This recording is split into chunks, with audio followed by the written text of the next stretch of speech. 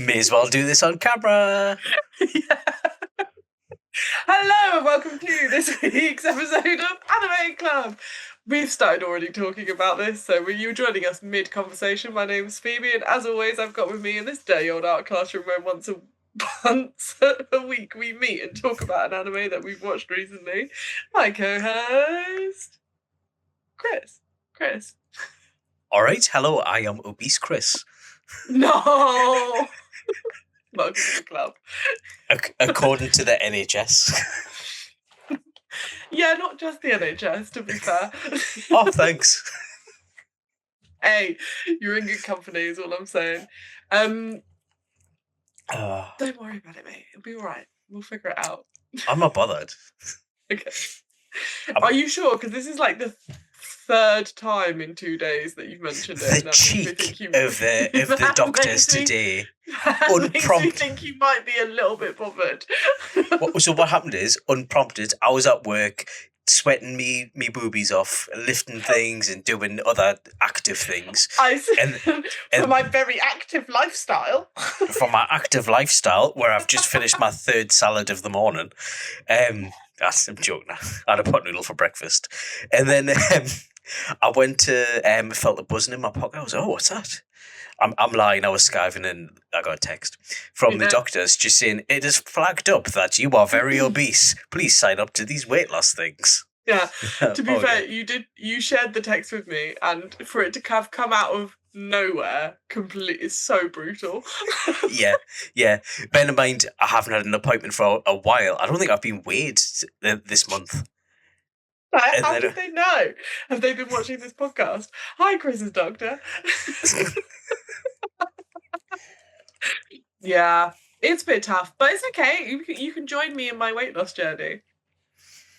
I'm hoping they give us some free stuff. Like, don't they give you like free gym memberships and stuff? I mean, to be fair, we're complaining about free healthcare. Like, there might be people watching from other countries who do not have that luxury. So, like that, like the fact that you got a text from your doctor and they didn't charge you for it is probably like, just take that win. Yeah, they're probably. Oh, sorry. Well, I play the world's tiniest violin. Sorry, I can't afford my insulin this month. Yeah. Yeah. I'm good, besides being called a fatty boom batty from the doctor. Nice. Okay, and you're not bothered by it. No, it doesn't affect us at all. Raising a fat fist to the camera. You're not that fat. You're like, if anything, you're on the cusp. We looked at the BMI charts together. It's fine. I got your weight, your height. Unprompted as well. Phoebe just messages saying, "How much do you weigh? How tall are you again?" Well, look. Here's the thing. I'm of a firm believer that you shouldn't lie to your mates. And if you tell me that you're obese, I want to double check. Because what I'm not going to do is go, no, you're fine. You look great. Because actually, you might need to go to the gym more. Like, that's okay. I don't go to the gym, and I think that's the problem. And it might not even be the gym. Do you know why I don't have time, Phoebes? Because we have got lots of anime DVDs to review, and we're posting them on our sedentary lifestyles. I was trying to do a plug for the website, man. Oh yeah, because we've been so we're not sponsored, not affiliated, but we have been given some DVDs to review, which is really fun by MVM. Yeah. So yeah. So we've been watching stuff. You've written an article that's gone on the Nerd Culture Network website, which you can see in the description. And I did a little mini review that will be out on Monday. So that's in a couple of days. Yeah. Bank Holiday Monday, if you're looking for something to watch that's cute and like low, like not very taxing, I've got a recommendation for you. Check it out Monday. Hit that little subscribe button. Give us a like. Leave us a comment. Look, people send us DVDs now, but I'll still take recommendations just from the comments. Do you know what I mean? In fact, yeah. Do you know what we're doing, Phoebes? We're expanding our horizons, because I was properly shocked that my favourite anime that we've been sent is I accidentally attended an all-guys mixer. Look, okay, we haven't done the review for that, but I actually want to do that as next week's main podcast because I yes, think come on. Genuinely, I started watching it and I was like, this is because I saw the cover and I was like, I'll watch it, but I'm not holding out much hope. Started watching it, hilarious. I'm in. So yeah, not spoilers, but let's do that for next week. Yeah, I was like, is it gonna have boys kissing boys and no one dies in it? And I'm like, no one does die in it so far. No one does die in it so far. There hasn't been any kissing, but I haven't watched it very far yet. Indirect kiss. What's it called? The forbidden kiss. What's the forbidden kiss? That I think means something different in Brighton than it does in Sunderland. Well, laws are a lot more lax there. It's an indirect kiss where, say, you were drinking something from a straw, you put it down the table and accidentally picked it up and then drank it. Yeah, if you rimmed your glass like that, then I took a chug. I'd be like, we indirectly kissed. Oh, that's kind of cute, but also I'll catch Phoebe's mouse disease, whatever she's got. That makes her speak like that. What, you mean you'll catch Southern? Yeah. Yeah. You'll catch Southern and correct diction. How dreadful for you. It's happened to Robson Green. That's a good joke. Hey! That's a very English-centric joke. Yeah. I feel like that isn't going to land. Just like our talk about the free healthcare we have is probably not going to land. Do you know what does land, though? What? Flying dinosaur beasts. Shit, yeah, because this week, we literally, hey guys, everyone at home, hi. I'm looking directly down the camera in a really uncomfortable way. I've never done this before and I'm regretting it. You did literally join us midway through a conversation because we were just about to start talking about Godzilla Singular Point, which is this week's anime. What did you do? Singular Point is one, isn't it? Oh, Singular Point. I thought you were telling me to wait. No. Hold please, caller. My finger looks really grey. It does look really grey. Are you getting enough vitamins? I don't. Do you know what it is? It's probably from work. From all of that active work that I do at work. I get covered in oil, and no matter how much I scrub, I just sometimes can't get it off. Yeah, you've got oil in your bones now. Yeah. Much like what the dinosaurs became after they died, but some of them didn't, and then they came back and attacked modern Japan in Godzilla Singular Point. What did you think? It was a segue. A poor segue. Actually, my first question is, who's your favourite character and why is it Jet Jaguar, the mech, not the guy? So, we talked about this before. I'm of the opinion that Jet Jaguar is a separate character to Goro Otaki, who is the old man that pilots him. Yeah. He is one of the two favourite characters that I have. The second one being Pelops 2. Who is the little AI dog who's like a little Shiba Inu, who lives inside the lady scientist. What's her name? With a purpley hair. Purple hair, Camino. May Camino lives inside her computer. I love that sassy little robot mind. Yeah. Yeah. Basically, the best characters in this are, and it's not saying the human characters are bad, but the best characters in this are all machines. Mm-hmm. Mm-hmm. Which leads me down further down my path and my belief that everything's better with a robot friend. I am going to preface this by saying, right, I've only watched 5 episodes. Godzilla hasn't turned up, so he can't be my favourite character yet because I haven't seen him. Also, isn't Godzilla usually a lady, not a man? Oh, fuck. Hey! Oh my god, we're such professionals. Oh yeah, because Godzilla normally lays eggs. Yeah. And has kids and stuff. Yeah. What are you propping your camera up with? I've got a one of those grabby claw things. my tripod's broken. Oh, And no. this week hasn't been a good week for me, which we've already discussed, and I'm not going to go into on camera. But as a result, I'm just like, I'm mending and make doing. Lot of tape. There's a lot of duct tape going around. Well, I've already shown you my makeshift. I can't actually, because the wire's not long enough, and I'm scared to touch the camera. My microphone's being held together with tape. I feel like at the moment my life's being held together with tape, which is why I was so happy to escape into a world of robots and giant dinosaurs. Can you give, for the people who haven't watched Godzilla Singular Point, can you give a bit of a summary of what's it about?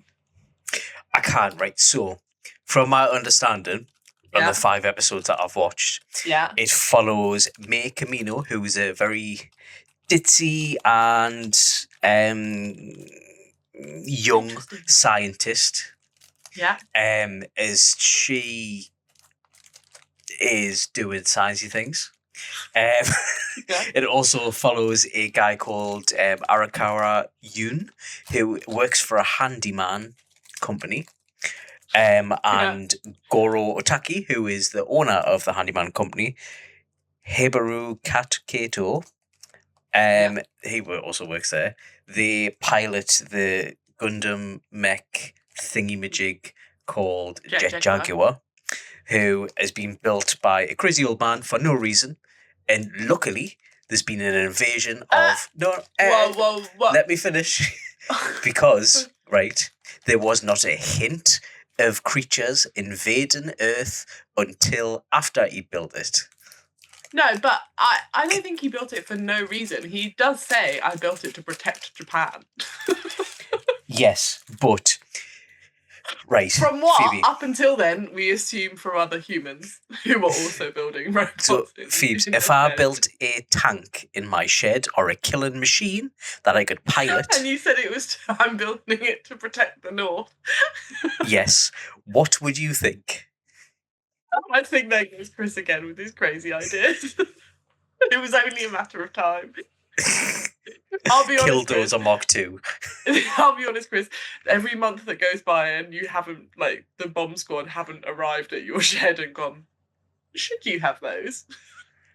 For me, it's a miracle.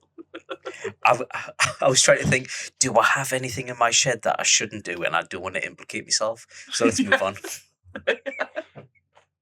Let's not dig too far into that. Nope, let's not. So he's built a mech in his shed. It's not really in his shed, it's like in a work shed, but they seem to have like a whole bunch of robots, because there's also at one point the camera one. And also the other character I really like is the punk woman who they work with. Yeah. I forgot about her because she hasn't been on screen long, and she didn't have much of an introduction. It was kind of like the old man kind of got into a skirmish with Jet Jaguar, lost a little bit and broke a couple of ribs. So he was in hospital. And then it was just like, this punk mechanic lass just turned up. I'm like, oh, okay, I'll accept that. Yeah. And that was it. I'll welcome her to the crew. I need no further information about her background, her skills. She's in. Yeah. But I'm sorry, I am butchering the storyline of this. Oh no, sorry. So he's built a mech. They're working in like some sort of communications radio. Like they build and install machines and communications devices. Mm-hmm. Mm-hmm. They're basically like fancy cable guys. Kind of, yeah, because they go to because at the start they find a haunting radio signal of a song, which I thought was quite catchy. The was it the Eastern European old timey ditty? Yeah. And they're like with the weird resonance in it. Yeah, I don't know where it's coming from. But it's just like it's so hot. I think you have to watch it to kind of get it, because everything's interconnected, like delicately. Like you looking back and like, oh yeah, this handyman people weirdly installed these radio cables for this complex, and it's like I don't know why they did that. Why they couldn't just get like a proper, like their own people to install it, but. I don't know. I also love how they just turn up at a military complex, jump the fence, and then the military guys are like, "Oh, you're here to check that signal, that weird, mysterious signal that we can't explain. Please come on in." What signal? Yeah. Yeah, because afterwards they're like, "Did you know anything about a signal? Not till now." I kind of love it.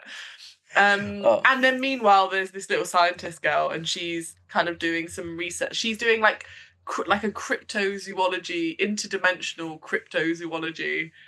Yeah. So it's all about like things that shouldn't exist. At one point, she's like eyes that only look upon yourself. Like, can you imagine a lizard that's got eyes that only look into the past or something?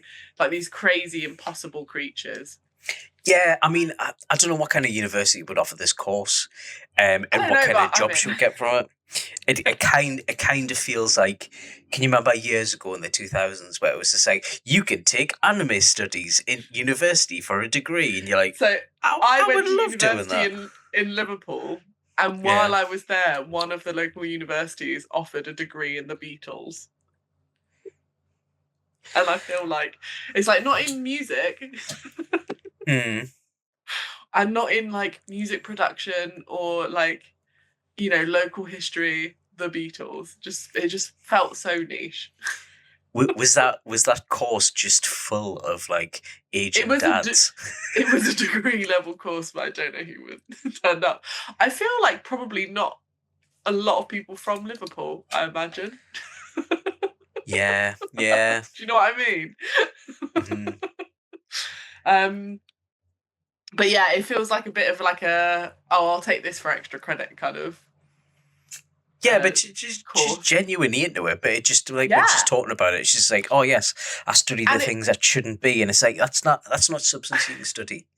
And it turns out she's some sort of ADHD savant in that her like her brain's firing on a whole different level, but she's unable to pull it together in a report unless she's got AI helping her.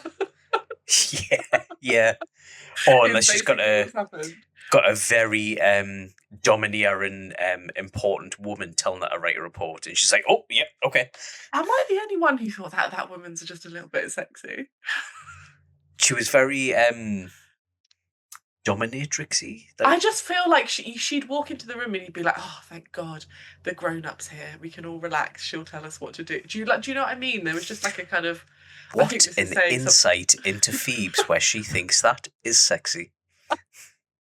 There's something to look. The grown-ups are here. Ooh. No, but it's just like someone who's like so incredibly competent that they could just come in and take over. I'm just saying. Sometimes I think that's quite, like competence is sometimes very attractive as a quality, and I don't feel like I should have to justify this. And I'm really wishing I hadn't opened my mouth. We cut some of this out. No, leaving it all in. I'm going to extend it actually. Zoom in, motion shots, the lot. I won't really. I don't have that time. Just start paying Barry White. Let's get it on. We can't afford the rights for that song. No. Don't sing again because you might sound like I'm a bit too much. We get like 3 seconds. That's it. Yeah. Oh my God, I'd love to sound like Barry White. Anyway, she's this highly competent and not at all. Can you say this in a Barry White voice, please?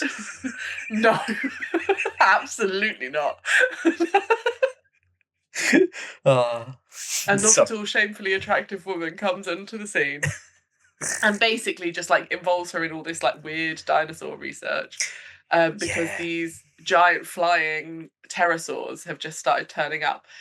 Like the bit I did, like they turn up, then some of them drop dead. Yeah. Like it all's weird. Like at this point in the story, I got 5 episodes in, and it felt very much like a mystery science fiction compared to like other Godzilla offerings, which are very action based.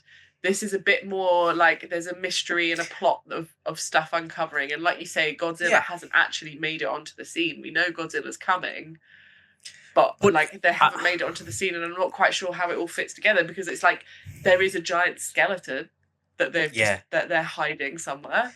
But I feel like this, like the audience who are watching it know as much as the characters Yes. and the development comes. And it's not because it's a bit quasi-science. Like it's very made up for this series or this world because I'm not familiar with the wider Godzilla world.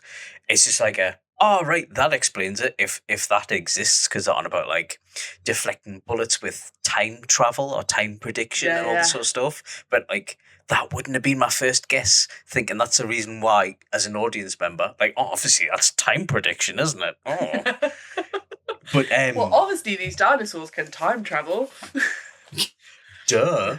But that's what I really liked about it, and it ekes out through.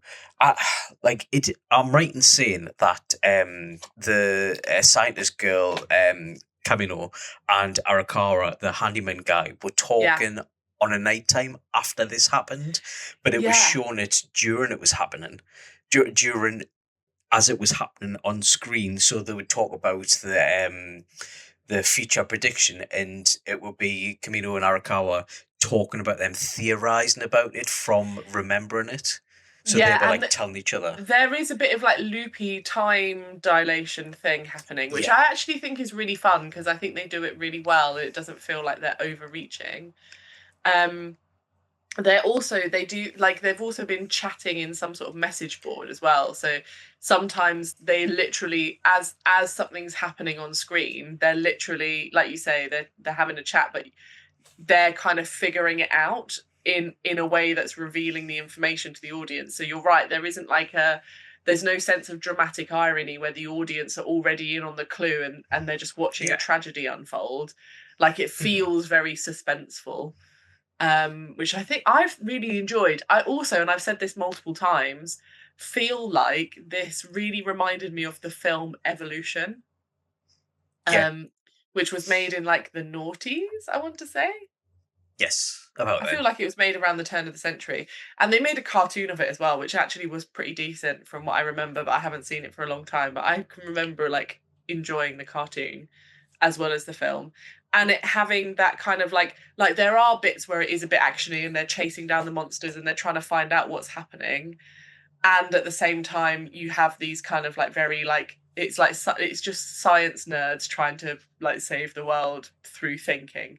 Like it is a bit like what if a guy who was able to build a wonky robot in his shed and or at least maintain one and like plays around with AI in his spare time, and a girl who likes to wonders what would a unicorn be like if it was real got together and had to save the world. And I like that energy. It feels like very for the nerds.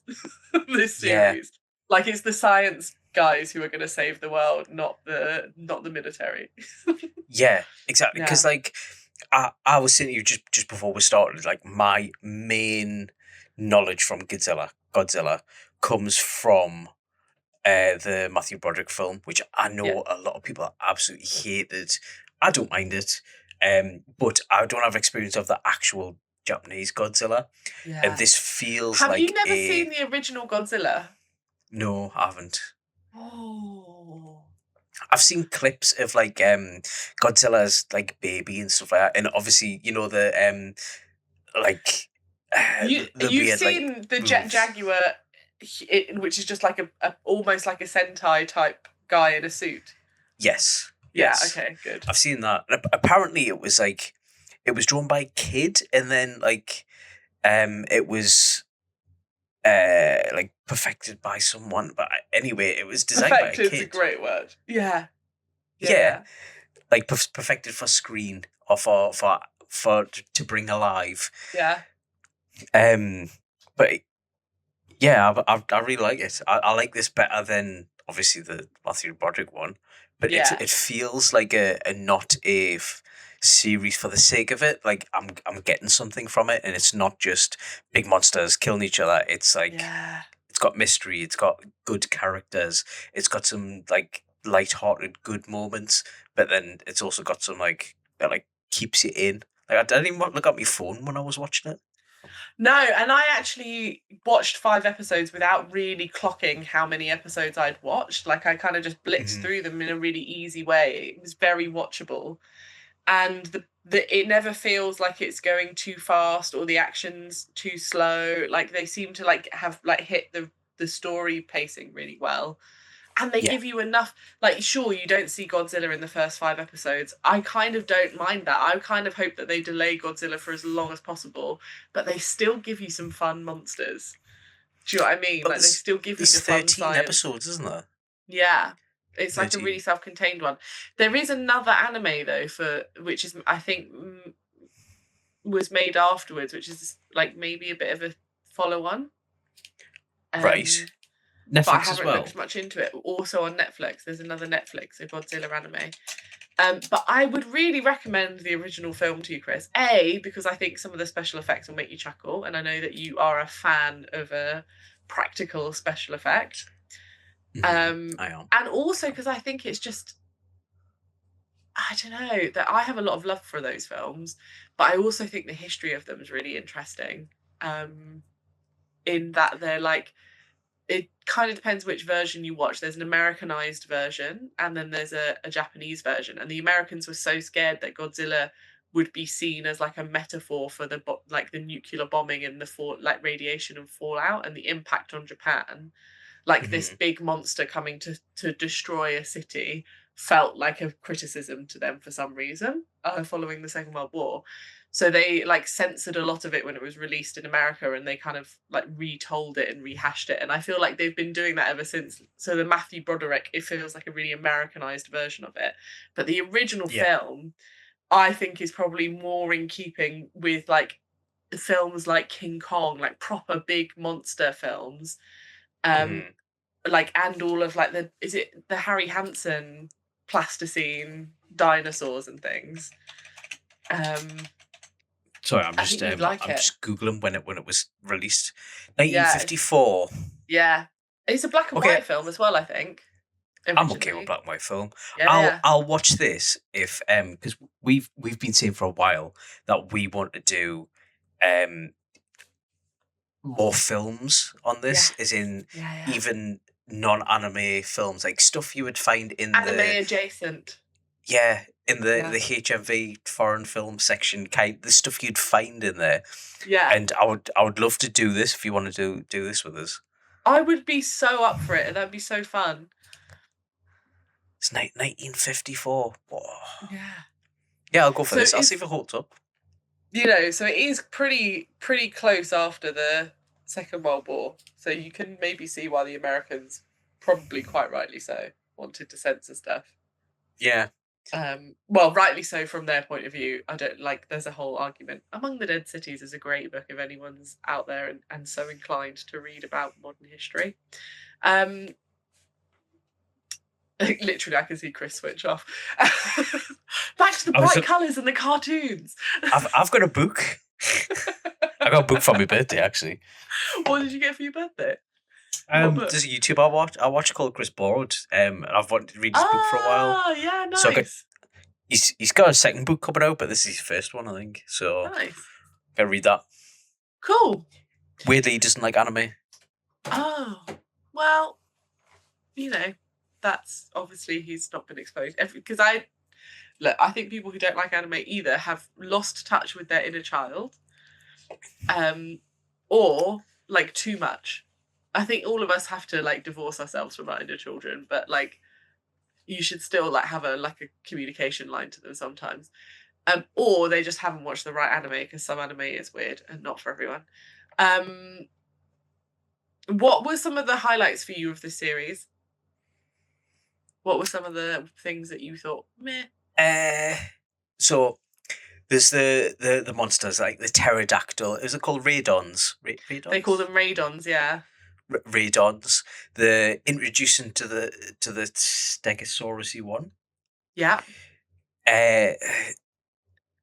There's the uncovering part as well.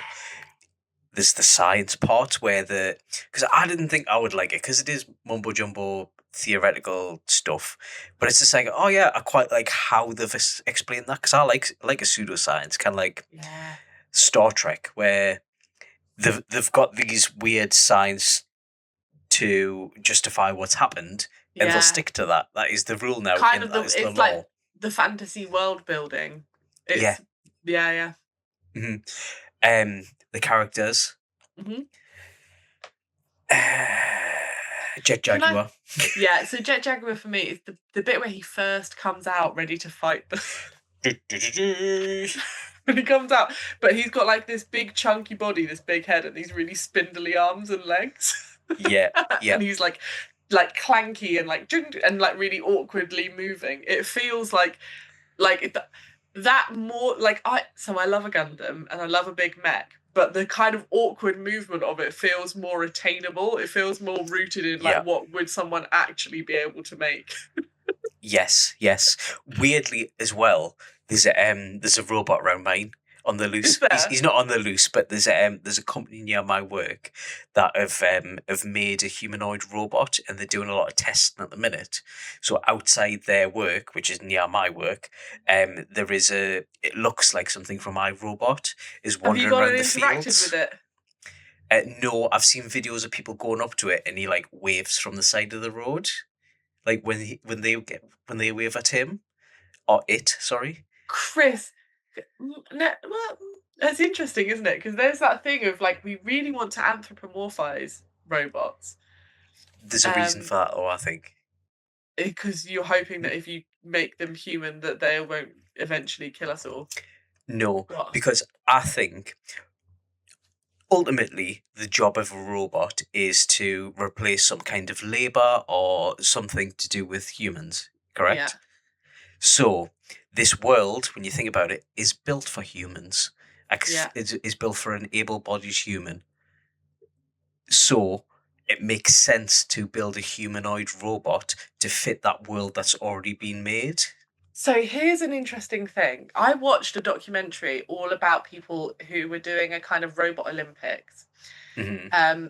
And it was like, I think it was a bunch of universities' robot engineering departments that were competing. This is ages ago, and I wish I could remember the name of it. I can't remember the name of it, but anyway. So they built a bunch of robots, and all of them were different shapes, had different mechanics. One of them was humanoid. They had other ones that were like little tanks that had little treads. They had some that were like really specialized for climbing ropes really quickly, and they had to perform a number of different tasks, and they would compete.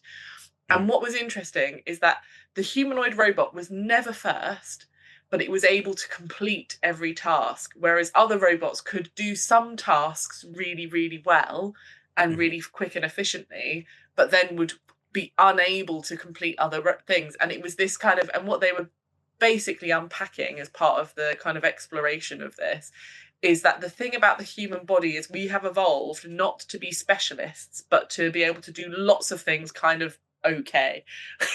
Yeah. Like, so we're not going to be the fastest creature on like the plains. We're not going to be the fastest thing in the ocean. We're not going to get up the mountain the quickest, but we will be able to occupy all of those spaces kind of okay. Yeah.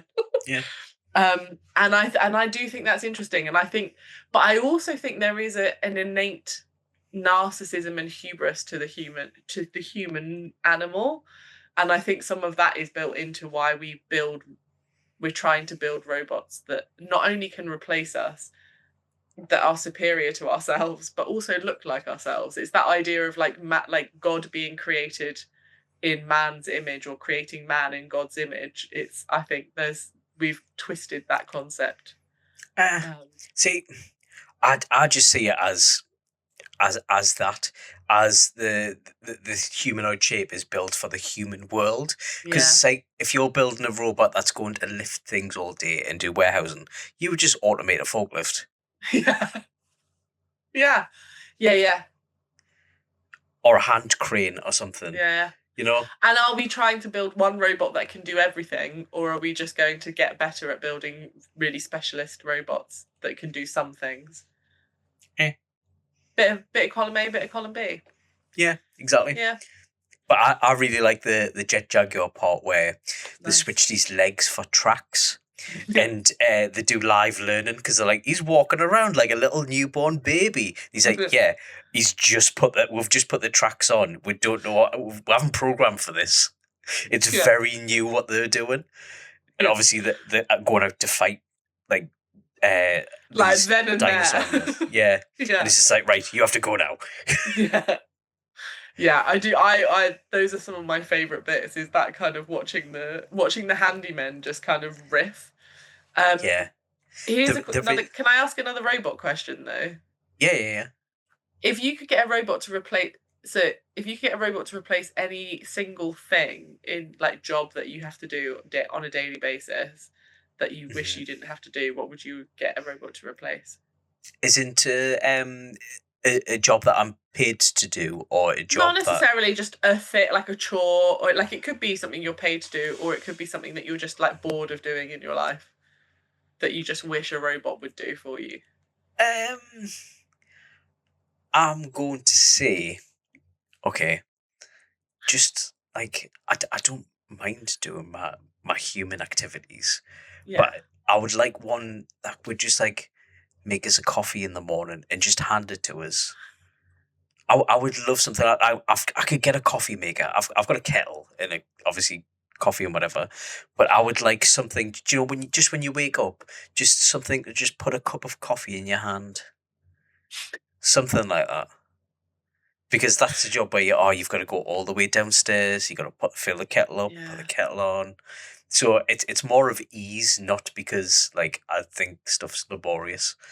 Do you and Molly not make each other coffee in the morning? Yeah. Okay. But I'm not going to call Molly my robot, my coffee robot. Not if you want her to keep making coffee for you. I'm already in the bad books for saying I'll get her a fall necklace for Christmas.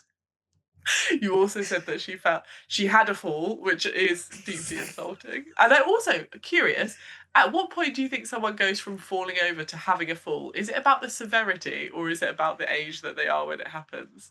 Age. Yeah. You then said that she was stuck there like a turtle on her back, unable to get up again. Yeah.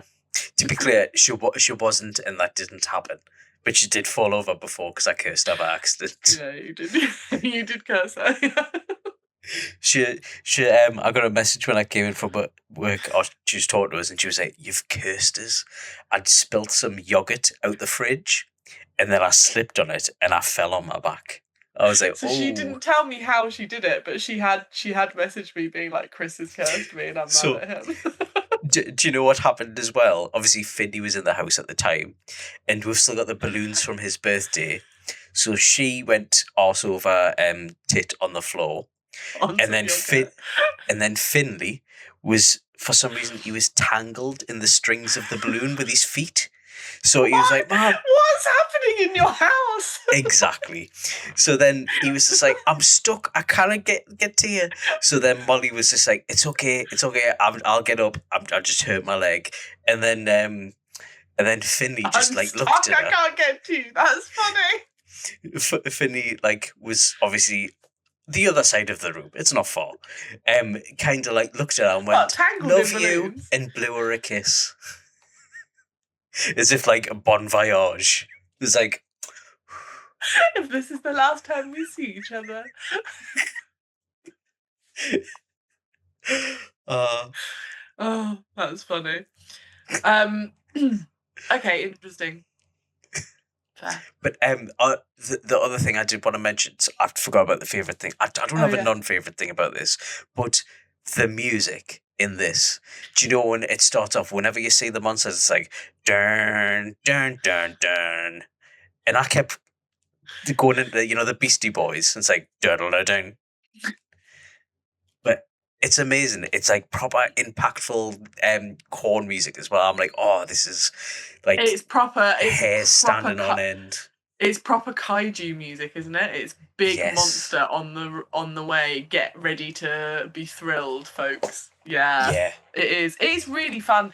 I think this is actually.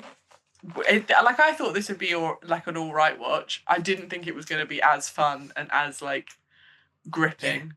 Yeah. But you're right. It did have moments of hair standing on end, and genuinely, I'm quite invested in seeing what happens next. Yeah, it's good. There was points in it, right? Because obviously we both got to episode 5 and we're like, oh yeah, we're like nearly halfway through this anime, and like at no point did I think is Godzilla gonna turn up. I was just enjoying it, Yeah. which is great. Yeah. And you don't feel like you miss it, which I think is a real surprising strength. I also think there is something about if you can delay a monster but people don't even miss them, that like you've got a good story there. I think the script of the of this series is really good. And the translation's good. Yeah, I enjoyed it. The voice acting I thought was fun. It wasn't annoying. No, yeah. It wasn't annoying. Some good voice actors in this as well. Yeah. We were just looking by accident because I'm going to be honest, I am absolutely rubbish at remembering names. So before every episode, I screen share my computer, and I have to find some kind of website that lists all of the names of the characters, so I know. So if ever before I say someone's name, I look to the right. That's because I don't know it and I'm looking at it. But the voice for Arakawa Yoon is Johnny Bosch, Bosch. Can we just talk about Johnny Bosch's name for a minute? Because that's one of the best names. Bosch. For an actor. Johnny Bosch. Bosch. Bosch, and the job's done. Yeah. I don't think he's Cockney. I also don't think he's Cockney, but a man called Johnny Bosch should be. He's our boy Ichigo from Bleach. Yeah. He's Vash Stampede. I don't know if that's from the new one. I think that's from the new one. You think? It has to be from the new one. He doesn't look old enough for it to be from. He looks young, but people do look young. He must have been like 12 if it's from the original. The original was like in the 80s. He is a very youthful looking man. Yeah. He's Lelouch Lamperouge from Code Geass, which I quite liked. I only watched the first season. Do you know I've never seen it? I've heard it gets very weird towards the end. Like I've heard it gets weird towards the end. Like a bit problematic. Yeah. So in Vash Stampede. Nice. Kamina May, who is Eric Harlacher. Yeah. Who's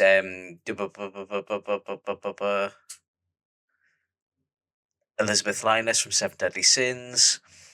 She's in Demon Slayer, Hunter x Hunter. Yeah, loads. Yeah. Some good acting. Voice actor for Godzilla I've listed, so I guess he was busy. Yeah. Maybe they just got him to play herself. Godzilla Queen. Oh, Kimimaro from Naruto is the old man. Yeah. Oh. Yeah. Coyote Stark from Bleach. Who's that? Coyote Stark? I can't remember. I can't remember off the top of my head. He'll be one of the Soul Society people, or one of the, I imagine. Yeah. Sorry, I got sidetracked. And the nice the dominatrix chick that you fancy is called Lee K, the character. And the voice actress. I don't necessarily fancy her. I just think she's just. Oh, he's one of. Do you know why you don't remember who he is? Coyote Stark from Bleach. Why? Because he's one of the Quincy. He's in Aizen's army. No, I don't think he is. I don't think he is a Quincy, but he's not like, yeah. Do you know the dominatrix lady that you love and have a woman crush on? She's not a dominatrix. She's just a competent scientist, Chris. I don't feel like. Sorry. I don't feel like we should sexualize women in the workplace like you do. Well, tell them to stop resurrecting dinosaurs. That's Izumi from Digimon Adventures. Oh, is it? Oh, yeah. Digimon, digital monsters. Digimon. I would love to watch that again. Digimon. Do you know what? Ben and I watched the first episode ever, like the first Digimon episode ever the other day, and it was so nostalgic. It was really fun. Maybe we do that after I accidentally attended an all-guys mixer. Maybe. Yeah. Oh, my Digimon evolved into a half-naked lady. Oh. What will teenage boy me do? Right. I don't want to answer that question. I think just like I just like the conversation about the lady scientist have revealed something about me. This has revealed something about you. I'm sorry, I don't like Digimon. They are not competent enough for me. Yeah. And, human.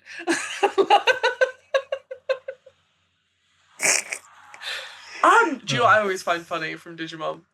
How they shout their name when they transform. Can you imagine getting dressed in the morning and then being like, Grismon? Do you not do that? Oh. But I do like my favourite one of like when they're shouting their name is Anjumon. Oh man, I need to watch that again. Yeah, okay, let's do that after All Guys Mixer. So, what are we going to do next week, Kris? Oh, wait. Last things you want to say about Godzilla first? Let's wrap this properly. I love the music, animation, storyline. It makes us want to watch the original. You definitely recommend it to someone. I would definitely recommend it. I have done, actually. I recommended it to Jake, who's a big Godzilla head. He loves Godzilla. And Kaijus. Yeah, I would give this a watch it all, because it's a 12-episode series, and the Netflix stuff that we've been doing are amazing. Yeah, and Cyberpunk have some decent. Yeah, Cyberpunk. We watched.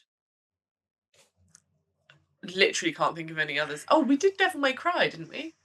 Yeah, I just watched that by myself. All right. I enjoyed it. The second series was even better. I watched all of the second series as well. Yeah. It was all right. What else did we? We've watched a few Netflix, but I can't remember. Delicious in Dungeon. Dungeon. That is Netflix, isn't it? That was on Netflix. Yeah. Yeah. I think Cells at Work we saw on Netflix as well. I did not. I went on a dodgy website. No, you didn't.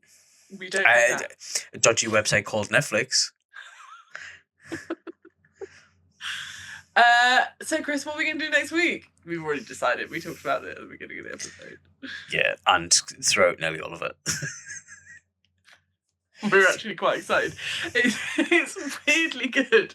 The thing is, this is the thing about being sent stuff to review, is you're going to watch stuff that you, like, neither of us would pick. Yeah. And I think we try to pick stuff that we wouldn't normally watch, but I think we probably still have a bias, whereas this is a proper surprise. And I think I'm going to issue Phoebes a challenge for next week. I think you should come as your best drag king. Oh my god, are we going to do it? Oh, fuck. Okay. The only thing is I'll have been in work all day, like in the office. So have they. That's how they finish work as drag kings. I did, the other day, I did pin my hair and I managed to get it to look like I had a little bowl cut. So I might try that. Well, your best drag king. I'm just imagining you just being like, "Hello, Kris," and just having like Ben badly mime you doing this on screen. I'm going to get changed now. I'm tired of miming. Yeah. And then you I'm going to get changed out of my work clothes, and then I'm back in my normal, like as if I walk around as Ben all day. Yeah. It's a statement about our patriarchy. I just like the way that people don't question me as much. People think I'm more competent if I am a male. If people don't think I'm competent, then they haven't worked with me long enough. True. And that might sound arrogant, but I'm not good at many things, but I like to think I'm actually not bad at my job. I'm alright. I'm passable. Yeah. Well, apparently you're training people now, which is interesting. I can train them how to do my work so I can watch more anime. That isn't what's been happening. I wish I could.